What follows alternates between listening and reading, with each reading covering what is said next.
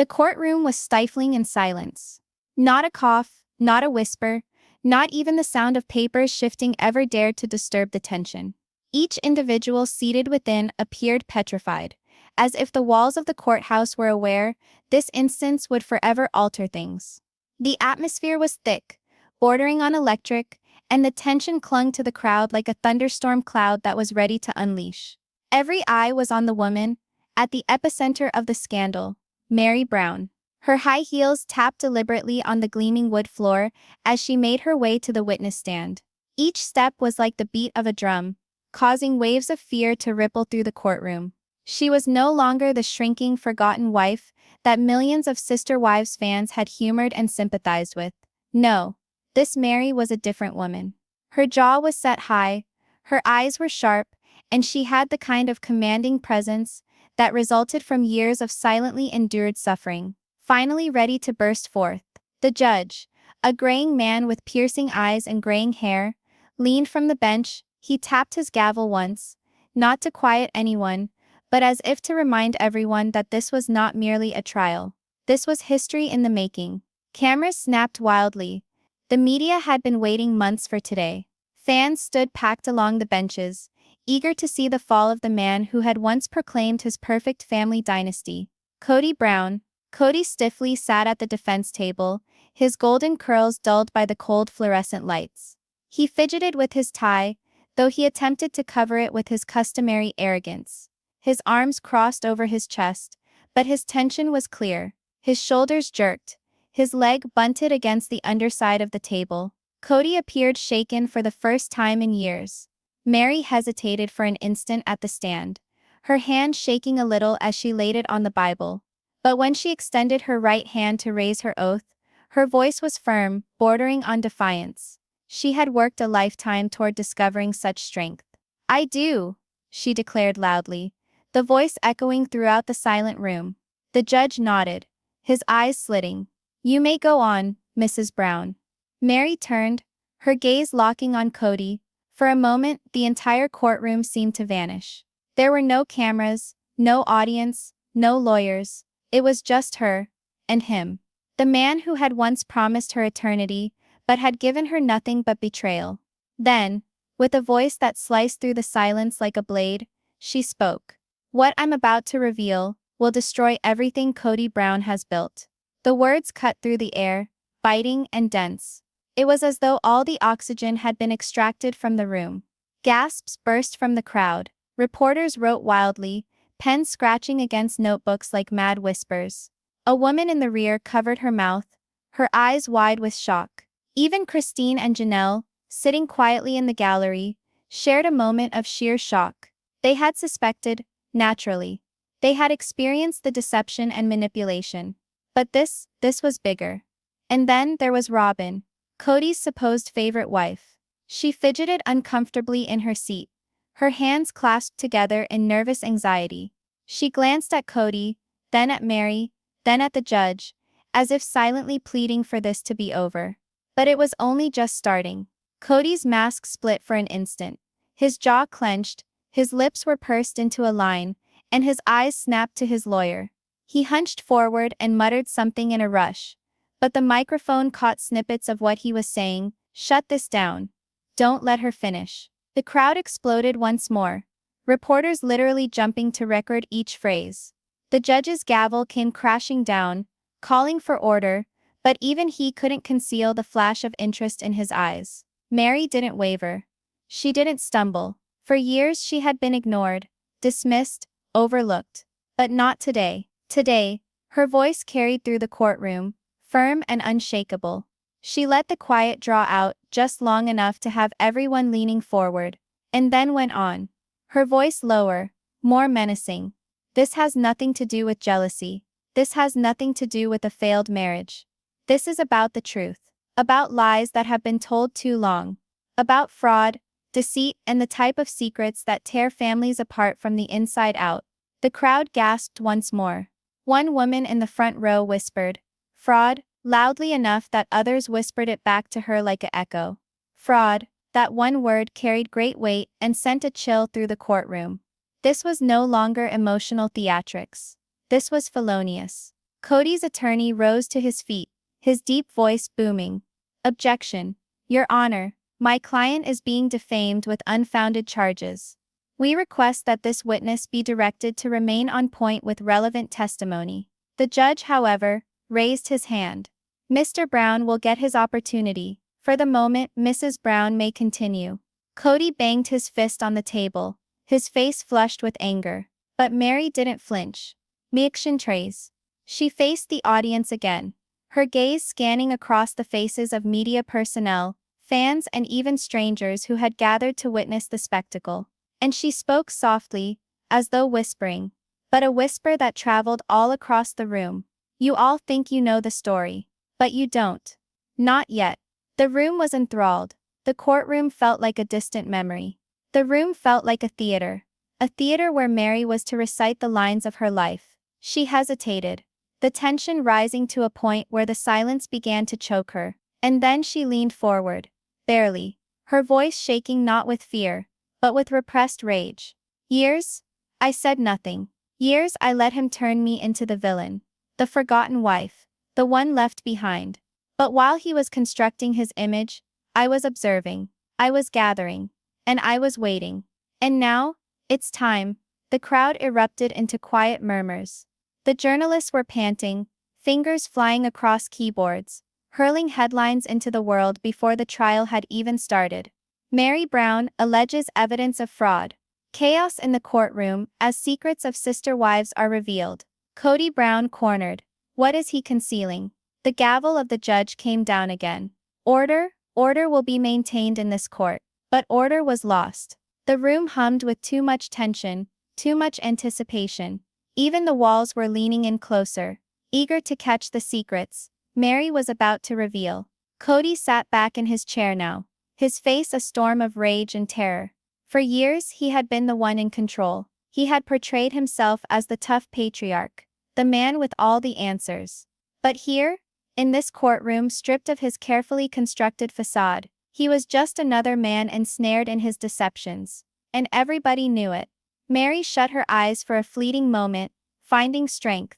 When she opened them once more, they blazed with determination. She stared directly at Kody, and threw the last punch of her opening statement. You believed I'd never stand up to you. You believed I was too weak, too broken, too scared.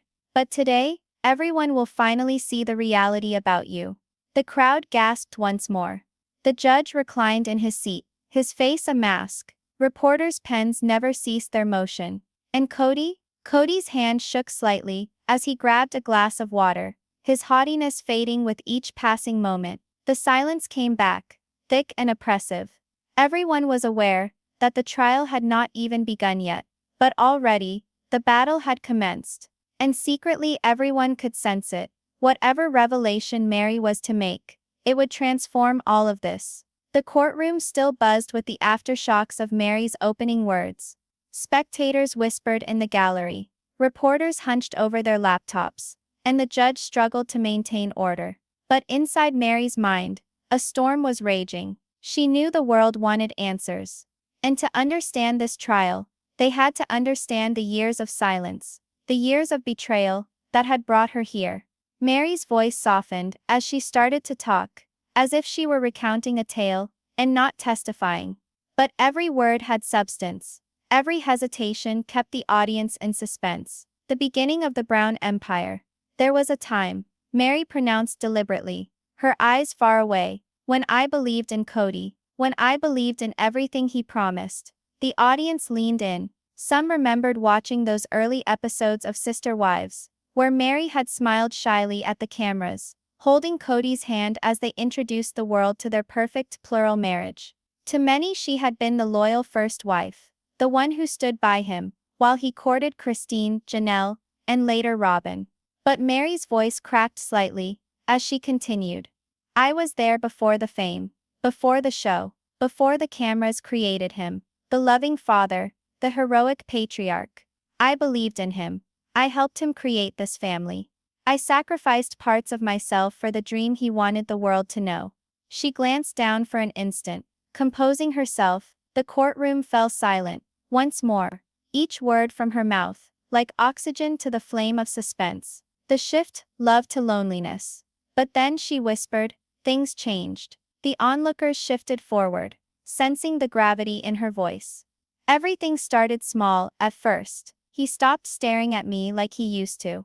Stopped paying attention when I had things to say. Stopped caring about how I was feeling. Then the space increased. He looked for excuses to be apart. Nights became weeks. Weeks became months. And overnight, I wasn't his wife anymore. I was just a ghost in my own house. Gasps spread throughout the gallery. Fans had long suspected this, but to hear it so bluntly, and in court, made it more real than the TV show ever did. I said to myself it was polygamy. Meri went on, her voice increasing in power. That perhaps my role was to move out of the way, to allow others to shine. But I knew, deep within me I knew, he wasn't just gliding away. He was abandoning me. He made me invisible. Her gaze raised and fastened on Kody. And invisible people are easy to use. The judge arched a brow at that line. The audience shifted again. Tension constricted about the room, like a rope. The discovery, shadows in the paperwork. Meri's voice settled. For years I remained quiet. But quiet has a tendency to make you hear things you don't want to hear. And one day, I saw something I wasn't meant to see. The crowd was seated. This was it. The first glimpse of the secret. It was a plain folder, she reminded herself, stacked away in a drawer of our office. Nothing flashy, no sirens, just papers, plain papers. But as I scanned through them, something caught my attention. Her attorney set a pile of papers on the evidence table, even though the judge hadn't yet signaled them to come forward. Meri's hand shook as she pointed to them. My name was there, repeatedly. Signatures on contracts, on deeds, on bank loans. But I hadn't signed them. Not ever. My signature was precise, deliberate. These signatures weren't mine. The crowd gasped in horror. Now, a person whispered, forgery, and the news traveled along the crowd like a disease. Meri nodded slowly, her eyes gleaming with tears. Initially I thought it was an error, a clerical mistake. Perhaps someone at the bank had entered my name in error. But the more I searched, the more I discovered. Page after page, loan after loan. And that nauseating realization dawned on me. Someone had been using my identity, using my trust, to construct something I never consented to. She spoke a little unsteadily. And that someone was Kody Brown. The suspicion, patterns in the silence. The courtroom hummed. Kody shook his head wildly, mouthing something to his attorney. But tension in his frame gave away his alarm. Meri went on, her words spinning a slow, choking web of suspense. I didn't fight with him immediately. I wanted to, God knows I wanted to. But I needed to be positive. I began watching more closely. Whenever he dodged me, whenever he pushed me off, I asked myself, what's he keeping from me? Why won't he look me in the eye? Why is he never around when the bills come, when the paperwork needs to be signed? Her tone dropped to a soft whisper, compelling the audience to lean forward. And then I understood. The space wasn't only emotional. It was deliberate. He wanted me aside. He wanted me in the dark. The words hit like a sledgehammer. Reporters typed with all their might, registering lines that would make tomorrow's headlines. The breaking point. From silence to strength. For months I carried this burden around. Meri replied, her gaze glassy with unshed tears. I kept telling myself it wasn't worth fighting, that if I just kept my mouth shut, things would remain peaceful. But silence is poison. And it was killing me. She gazed at the jury, her face raw and exposed. You know, when you lose somebody's love, you hurt. But when you lose somebody's identity, your name, your dignity, you don't just get hurt, you vanish. And I did not vanish. There were gasps again in the room. Some of the onlookers even applauded before the judge pounded his gavel to quiet them. Meri's voice turned hard. So I started keeping every receipt, every email, every contract with my name, signed in a hand that wasn't mine. I kept them all, quietly, patiently, waiting for the day that I could stand here and tell the world the truth. The suspense deepens, the hint of more. The crowd was mesmerized. But Meri wasn't done. She allowed the silence to hang, her next words hovering like storm clouds. But the thing is, she said deliberately, her tone low and threatening, What I discovered is just the tip of it. A common gasp coursed through the courtroom. I discovered things I wish I could erase from my mind. Figures that don't balance. Funds concealed in broad daylight. And voices. Yes, voices. That confirmed that I wasn't dreaming it. The reporters nearly fell out of their seats at that line. Voices? What did she mean? Recordings? Confessions? Mary's lawyer leaned in as if to calm her. But she held up her hand. Not yet, she whispered. They're not ready for it yet. The audience erupted in whispers. The judge slammed his gavel again, demanding order, but suspense had already taken root. The courtroom wasn't just curious anymore. They were desperate to know. Closing the backstory. A promise of truth. Lastly, Meri stood up straight, her own voice firm once more. For years I believed my greatest pain was not being loved, but I was mistaken. The true pain is coming to understand that the man you trusted most was the one stealing bits of you secretly behind your back. Her gaze pierced Kody behind his anger mask. And today I'm reclaiming those pieces. The courtroom gasped again, as the judge took a brief recess, allowing everyone to catch their breath. But no one actually did. The tension was too dense, the suspense too cutting. Everyone knew the history now. They knew why Meri was here, why she had remained quiet for so long, why she had decided to fight at last. But there was still one question searing in every mind. What had she actually discovered? And when would she reveal it? The gavel crashed with a loud report against the block, reverberating in the room like thunder. Order, the judge snapped, his voice piercing the gossip that had filled the courtroom during recess. This court is now back in session. All eyes were on Meri Brown as she sat again at the witness stand. Her face was pale but set, her jaw in quiet rebellion. The tempest was about to break wide open. Across the room, Kody Brown shifted uncomfortably in his chair, his lawyer whispering rapidly in his ear. Kody nodded, his expression tight, but his leg bounced nervously beneath the table, a telltale sign of the panic that was simmering just under the surface. The judge gestured to Meri's lawyer. Proceed. The first strike. Evidence placed on the table. Meri's attorney, a sharp-eyed woman with a calm, commanding voice, rose and approached the evidence table. With deliberate slowness, she lifted a thick folder bound with clips and placed it on the desk in front of the judge. Your Honor,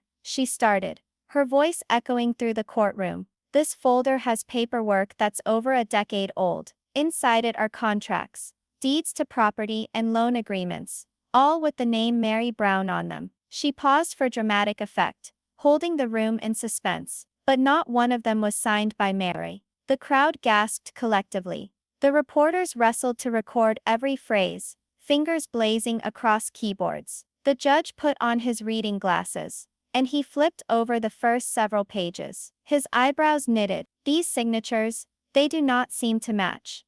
Meri's attorney nodded. Exactly, Your Honor. We have testimony from a handwriting expert to share later. But for now, Mrs. Brown, would you mind explaining to the court what you found when you went over these documents? Meri swallowed hard, her gaze locked on the folder. I found my name, she whispered. Again and again and again. On documents I never saw, loans I never signed, contracts I never read. Someone used me, used my name, without asking me. The air in the courtroom was heavy with tension. All eyes were on Kody, who squirmed uncomfortably in his chair. His face flushed. Kody's defense. A desperate denial objection. Kody's lawyer barked suddenly, standing so quickly his chair screeched against the floor. This is nothing but speculation. My client is being accused without proof that he was the one behind these alleged signatures. The judge raised a hand. Objection noted. You'll have your chance to respond. Counsel, sit down. Kody's lawyer reluctantly obeyed, but not before shooting Meri a look of disdain. Kody straightened up, his voice increasing in spite of the warning from the judge. This is absurd. She's resentful. She's resentful because I got on with my life. She's inventing this because she can't abide by what really went on in our marriage. The courtroom erupted into a murmur of incredulity as the judge banged his gavel. Mr. Brown, you will not say a word until you are called upon. Meri didn't flinch. She returned his glare with peaceful, steady eyes. This isn't about us getting married, Kody. This is about what you did when you thought I wasn't looking. Her words hung suspended in the air like a knife. The witness, an unexpected voice. Mary's attorney looked at the judge. Your Honor, at this juncture we'd like to call our first witness, Kody Brown. The room burst into whispers. Kody, another of Kody's wives. The drama had just risen to astronomical levels. Kody made her way slowly to the stand, her face stretched with emotion. She swore in, her voice firm but laden with heft. Mary, she whispered, turning to her. You're right. I recall the nights when Kody would return home with mounds of papers. He'd fly through them in his study. If I inquired, he'd tell me, don't mind, it's just business. But on one night I watched him writing your name. Not just once, multiple times. Gasps shook the courtroom. Journalists almost toppled over in their chairs. Kody sat bolt upright. She's lying. Kody has always wanted to destroy me. She's jealous. She's vengeful. Sit down. The judge bellowed. Kody's voice broke as she went on, tears welling in her eyes. I remained silent because I didn't want to break up the family. But I can remain silent no longer. Meri deserves the truth. The crowd burst out again. Some even applauded before they were muffled by the gavel. The melodrama was playing out like a live broadcast, and the people couldn't turn away. The pressure builds. Kody cornered. Kody's attorney struggled to get back on track. Your Honor, this is all hearsay. We have no evidence my client forged the documents. For all we know, these are made-up claims intended to embarrass him. But Mary's attorney was prepared. With respect, Your Honor, we will prove it. Not only from handwriting examination, not only from witness testimony, but from Kody's own statements. The audience gasped once again. Writers typed so furiously their keyboards rattled like rain on a tin roof. Kody went pale, his swagger weakening. This is a setup, he snarled. She's trying to set me up. You people are blind if you can't see it. But the jury was no longer looking at Kody. They were staring at Meri, at Kody, at the stack of papers that seemed to weigh more with each passing second. The suspense mounts, the suggestion of recordings. Meri slanted forward, her tone low but killingly calm. You used to tell me that I was invisible, Kody, that nobody would ever believe me if I said something. But what you didn't realize. She stopped, her eyes boring into his like a laser. Is that I wasn't merely listening. I was recording. The courtroom erupted in gasps. Order, order. The judge bellowed, slamming his gavel angrily. But suspense had grown too thick, drama too keen. Kody's face paled. What? He breathed, his bluster shattering into stark terror. You taped me? Meri did not reply. She just stared at him, her silence more eloquent than any admission. The cliffhanger, courtroom left shaken. The judge leaned forward, his tone biting. Mrs. Brown, are you saying this court you have audio testimony of Mr. Brown confessing to these deeds? Mary's attorney held up a hand. We will enter it in due course, Your Honor. For now, let the record show that such testimony exists. The gallery exploded again. Fans, reporters, even passers-by couldn't keep from their shock. This wasn't a trial anymore. It was payback. The judge banged his gavel. We will recess for today. Court will reconvene tomorrow morning, at which time this supposed recording will be discussed. The crowd of onlookers grumbled in dismay, but hummed with anticipation. Cameras snapped as Meri rose, her face serene but firm. Kody deflated back into his seat, his kingdom disintegrating piece by piece. And as the courtroom was cleared, one thing was guaranteed. The war had only just started. Because if Meri did indeed have recordings, then the next session would not merely be testimony. It would be the destruction of Kody Brown's carefully built kingdom. The courtroom was more full than ever the following morning. Journalists had begun to arrive at dawn. Sister Wives enthusiasts were waiting outside, in hopes of a glimpse. And the room hummed with rumors. Everyone understood something was about to happen, something major. The gavel fell. Bang. All rise, called the bailiff. The judge stepped in, his expression grave, his temper thinner than previously. This court is now in session. All the heads turned to Meri Brown, as she sat straight at the witness stand. She had on a serene, steely expression, a woman who had nothing to lose anymore, and everything to win. Kody stood across the room differently. He was no longer swaggering. His golden curls were disheveled, his eyes rimmed with sleep deprivation. He knew today could turn his life around. The moment everyone waited for Mrs. Brown, the judge instructed firmly. Yesterday you said that you may have audio evidence in connection with this case. That is true, isn't it? Meri nodded. Yes, Your Honor. The room erupted into murmurs, until the gavel hit again. Her attorney moved forward, brandishing a tiny black tape recorder. Your Honor, if the court would permit us, we'd like to play Exhibit 47, an audio recording obtained within the Brown home.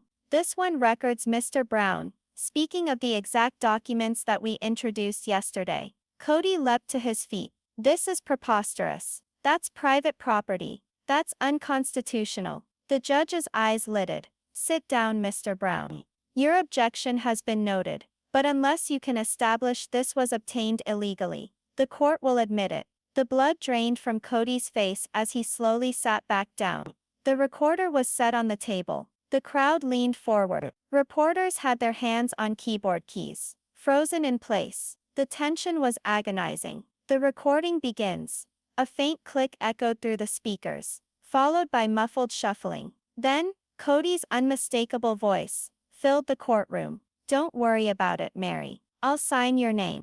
No one ever checks these things. As long as the money keeps flowing, we're fine. Gasps tore through the courtroom. The sound was undeniable. Kody's voice was clear, confident, cocky. The recording continued. You don't know the business of it, Meri. That's why I take care of it. Your name provides us with leverage. Without it, we'd lose everything. So just be quiet, and let me get it done. Meri remained still, hands clasped in her lap, her stare locked on Kody. He seemed like the floor had been pulled out from under him. The gallery was in disarray. People held their mouths, whispered angrily. Some shook their heads in disgust. The judge rapped his gavel. Order, order in the court.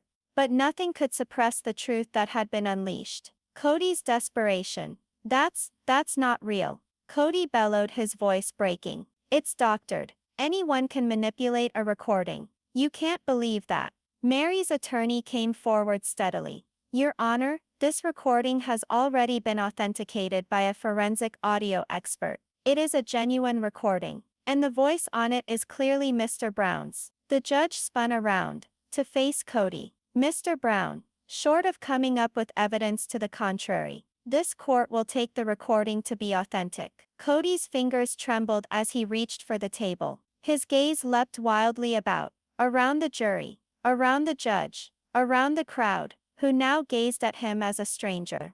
For the first time, the man whose business was built upon confidence and control seemed small. Christine's tears suddenly. Christine, who was still sitting close to the front, put her hand over her mouth and started crying. The reporters instantly flipped on their cameras. She stared straight at Kody, her voice cracking. I begged you to stop, Kody. I begged you not to bring us into deception and into debt. You said no one would ever know. And now, her words broke up into sobs. The crowd gasped once again, and Kody's attorney rushed to object, but it was too late. The dramatic emotional impact of Christine's meltdown only sank the knife deeper into Kody's already in shambles defense. The judge's warning. The judge leaned forward, his voice cold. Mr. Brown, this tape is incriminating. When you add testimony from Mrs. Brown and Miss Christine Brown, your credibility is in serious doubt. I would advise you to prepare your defense very well, because this court does not tolerate fraud. Kody attempted to say something, but his attorney placed a hand on his arm, shaking his head. For once, nothing to say was the best plan.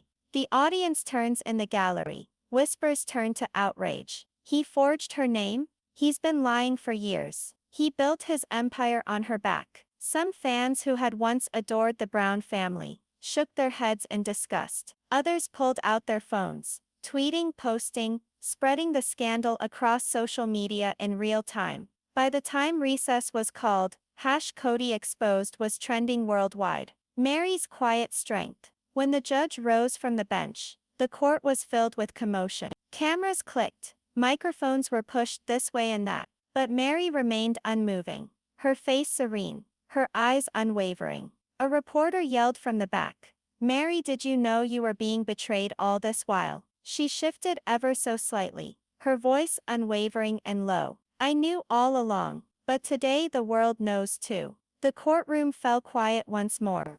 Even the reporters put their cameras down for a second. Her words meant more than any evidence ever could. Kody's breaking point. As the bailiff started to walk the families out for recess, Kody suddenly lost his temper. He pounded his fists on the table and yelled across the courtroom. Think this makes you a hero, Meri? People are going to take your side. You destroyed everything we worked for. Everything. Slowly Meri turned around, her tone slicing like glass. No, Kody. You destroyed it yourself. I just quit covering for you. The coldness that followed was chilling. Even the cameras stood still. The cliffhanger. What comes next? The judge came back briefly to give one last pronouncement before recess was over. His voice was heavy, stern and unshakable. This court has now heard credible evidence of fraud and forgery, as well as testimony corroborated by audio recordings. Tomorrow we will hear closing arguments. Once that is done, this case will go to the jury for deliberation.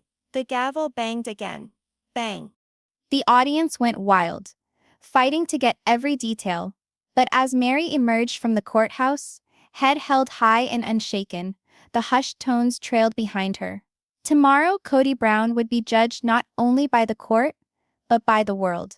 And as for Meri, the woman who'd once been silenced, unseen, ignored, she was now the voice that could topple his empire. The true question wasn't whether she'd prevail. It was how much Kody stood to lose. The courthouse was shrouded in quiet the following morning, but it wasn't the quiet of peace. It was the type of quiet that precedes a storm. Cameras covered the steps, reporters spoke quietly into microphones, and the throng beyond went around the block. They were all there for one reason. The verdict in the case of Kody Brown. Within, the mood was charged. The crowd leaned forward in their chairs. Jurors averted their eyes from anyone, and Kody rigidly sat at the defense table, his skin pale and drawn. His golden locks no longer bounced with assurance. They hung limp, like a crown slipping from a deposed king. Meri, sitting at the table of the plaintiff, seemed serene, not smug, not victorious, just solid, her hands clasped neatly, her chin set with quiet determination. For years she had been ignored, silenced, dismissed. Today she was the focal point. The judge came in. Bang! The gavel came down. This court is now in session. Ladies and gentlemen of the jury, have you reached a verdict? The foreman, a middle-aged woman with steel-gray eyes, rose. She clenched the paper in her hand, as though she knew the significance of each word on it. The verdict in the case of fraud, forgery and misrepresentation concerning Mr. Kody Brown. The foreman's voice was firm, yet the air in the room was tense. Folks grasped the chair's arms. Reporters breathed in unison. Even Kody's attorney fidgeted uncomfortably. We, the jury, find the defendant guilty. The room came apart. Gasps, yells, screams. It was bedlam. Reporters jumped up from their seats. Cameras snapped wildly, and the audience burst into a frenzy of noise. Kody pounded his fists on the bench. This is a trap. I created this family, this business. You can't steal it away from me. The judge slammed his gavel. Order? I will have order in this court. But the cries grew louder. Christine cried out openly. Janelle buried her face in shaking hands. Even Robin, normally reserved, gazed at Kody with open, amazed eyes, as if she were suddenly seeing him for what he was. Kody's outburst. You think this is fair? Kody shouted, standing so hard that his chair went over and hit the floor. You're all thankless. All of you. Without me, none of you would even have a name people gave a damn about. The bailiff approached, but Meri shouted over the commotion before he could act. No, Kody, she replied, her voice cutting but even. You wouldn't even have had a family to hide behind while you deceived people. You wouldn't have even had an empire to bring down. You never constructed anything. You simply used us to construct you. The words hit like a thunderclap. The audience quieted. Even Kody froze, his mouth hanging open as if Meri's words had struck him harder than the verdict itself. The judge's sentence, Mr. Brown. The judge instructed. his voice stern. "You have been convicted on several counts of fraud and forgery. This court will not stand for duplicity on this level. Your sentence will also involve restitution of finances, the turnover of assets acquired under fraudulent terms, and complete financial audit. Until such time, your accounts are frozen." Kody's eyes widened in shock. "Frozen? You can't do that." But the judge went on, unfazed. "You will also be serving time, the duration of which will be decided during the hearing for sentencing. Bailiffs, take him out of the courtroom." The audience exploded once more as two officers approached. The fall of Kody Brown. Kody struggled. He screamed. He tried to break free as the bailiffs clamped down on his wrists. "This is not over. You'll regret it, Meri. You all will. I'll drag everything down with me." But his words only served to make him appear smaller, weaker, more desperate. The cameras didn't miss a thing. As he was hauled out of the courtroom, his once powerful presence reduced to a struggling man in handcuffs. The deafening sound of the heavy courtroom doors slamming shut behind him resonated like the final nail in the coffin of his empire. The aftermath, silence before the storm. For a very long time, the courtroom was in shocked silence. Then, slowly, individuals shifted attention in Meri's direction. She didn't weep. She didn't grin. She just stood, her shoulders squared, her eyes bright. Journalists ran around, yelling questions. "Meri, how does it feel to have finally won? Meri, did you anticipate this verdict? Meri, what's next for you?" She stopped at the threshold, cameras popping all around her. Then, in a voice calm enough to quiet the commotion, she spoke. "This wasn't about winning. This was about the truth. And the truth always surfaces." Christine's redemption. As Meri entered the corridor, Christine hurried after her. Tears still streamed down her face, but they were tears of relief this time, and not tears of desperation. "You did it," Christine whispered, holding Meri's hand. "You finally did what none of us could. You freed us." For the first time in years, Meri gave way to a tiny smile. "No, Christine, we freed ourselves. We just had to stop protecting him." The two women hugged, a moment so raw and intense that even the reporters dropped their cameras, sensing that they were seeing history in the making. The world reacts outside the courthouse. The crowd exploded. Fans cheered. Some cried. Some chanted Meri's name. Social media lit up like wildfire. #JusticeForm. Meri #Kody Brown. Verdict #Sister Wives. Truth news outlets ran breaking stories. Kody Brown found guilty in shocking courtroom scandal. Meri Brown's testimony brings down polygamy empire. The sister wives' truth finally revealed. For years, Kody had controlled the narrative. But today, the story belonged to Meri. The final blow, Robyn's silence. As the crowd surged, Robyn stood off to the side. Cameras caught her pale face, her shaking hands, but she said nothing. She didn't run to Kody. She didn't defend him. She simply slipped into the shadows, her silence louder than any words she could have spoken. For the first time, even Robyn seemed to understand. Kody's empire was gone, and no amount of loyalty could rebuild it. Meri's new beginning. Later that night, as the sun went down and the courthouse cleared, Meri stood on the courthouse steps alone for a moment. The turmoil had passed, but the responsibility of the day remained. For years she had been the quiet one, the overlooked one, the wife who receded into the background, while Kody pursued control and celebrity. But no more. She spoke to herself under her breath, almost as if in prayer. "It's over. Finally it's over." And with that, Meri Brown descended the stairs, not as the victim, not as the supporting character, but as the woman who brought down Kody Brown's dynasty.